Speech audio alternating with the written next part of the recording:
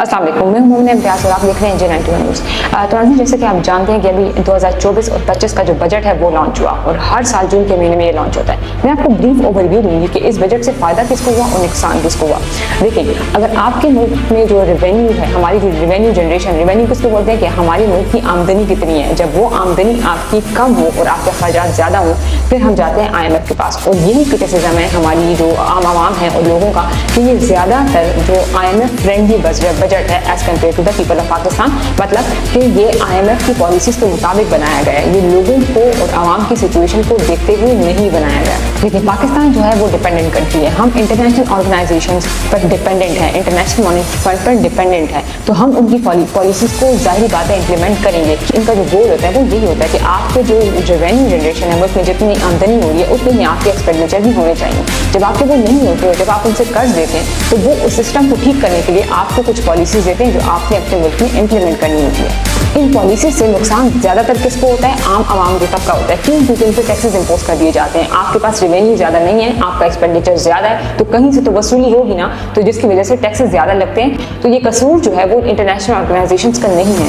ये हमारा अपना कसूर है। हमने कोई भी ऐसे रिफॉर्म्स नहीं लाए, हमने कोई भी ऐसी इंडस्ट्रीज इंस्टॉल नहीं की जिससे हमारी जो है रेवेन्यू जनरेशन हो सके। और हर साल इसी तरीके से हम IMF के पास जाते हैं, अपने जो अखराजात हैं उसके लिए हम और लोन लेते हैं। और अब इस वक्त पाकिस्तान तो इस सिचुएशन में है कि हम लोन ले रहे हैं ताकि हम अपने जो पुराने पिछले लोन हैं वो दे सकें। गवर्नमेंट ने अपना जो बजट है वो पिछले साल से ज़्यादा कर दिया। हमारी इकोनॉमी की कोई ग्रोथ नहीं है, आपकी इकोनॉमी उसी लेवल पे खड़ी है और आपने अपना बजट इंक्रीज कर दिया। अगर हम सबसे पहले बात करते हैं डिफेंस बजट की, 17% इंक्रीज हुआ है पिछले साल से डिफेंस बजट। और आप ये सुन के हैरान होंगे कि डिफेंस के बजट में पेंशन जो हैं, जो आर्म फोर्सेज रिसीव करेंगे, उनकी जो पेमेंट है वो सिविलियन के पैसों से होगी। ये जानबूझ के डिलिबरेटली ऐसा किया गया है ताकि आवाम को असल तादाद और नंबर ना पता चल सके कि कितने % जा रहे हैं इस वक्त डिफेंस के पास। यहाँ पे सवाल ये है कि ये जो टैक्सेस है वो देगा कौन? आपके जहन में आएगा कि हमारी एलीट देगी, जो जिनके बच्चे जो हैं वो बाहर मुल्क में पढ़े हैं, जो यहाँ पे एक अपर क्लास जिंदगी गुजार रहे हैं। एक कौन देगी?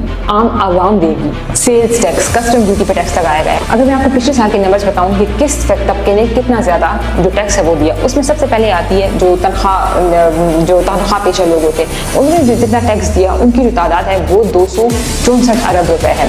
अब देखें दूसरा, रियल एस्टेट ने कितना टैक्स दिया? 8 अरब। एग्रीकल्चर ने कितना दिया? 8 अरब। तो आपको भी चीज़ का अंदाज़ा लगाएं कि ये कहाँ से वसूली कहाँ से हो रही है, ये लोगों से हो रही है। ज़रा मैं आपको ऊपर ऊपर से बता दूँ कि फ़ायदा किस किस को हुआ। गवर्नमेंट एम्प्लॉय है, सबसे ज़्यादा उनको फ़ायदा हुआ, 25% उनकी तनख्वाह बढ़ गई। जो ब्यूरोक्रेट्स हैं उनकी जो फैसिलिटीज़ हैं उनको इंक्रीज़ किया गया, उनकी तनख्वाहों को बढ़ाया गया। जो प्राइवेट बैंक्स हैं उनके भी मज़े हो गए क्योंकि हम तो लोन पे लोन लेते जा रहे हैं, हमने वापस देने तो है नहीं। पेंशनर हैं, जो घर में बैठे हुए लोग हैं, उनके मज़े हो गए, 15% उनकी तनख्वाहें बढ़ गई। जो ट्रेडर्स हैं सबसे ज़्यादा कम टैक्स उन पर लगाया गया, 1 to 2% टैक्स लगाया गया उन पर। एग्रीकल्चर वालों के मज़े हो गए, कोई भी टैक्स नहीं लगाया गया एग्रीकल्चर पर। डिफेंस की तो आपको मैंने सूरत हाल अभी बता दी। अब इससे नुकसान किस किस को हुआ? देखें, जो निजी जो मुलाजमीन हैं उनको सबसे ज़्यादा नुकसान हुआ। अब 50,000 जिसकी भी तनख्वाह है वो टैक्स हर हाल में देगा। आप इस चीज़ को सुनकर हैरान होंगे कि हमारी जो फाइनेंस डिपार्टमेंट है इसमें बैठे हुए हैं 500 लोग।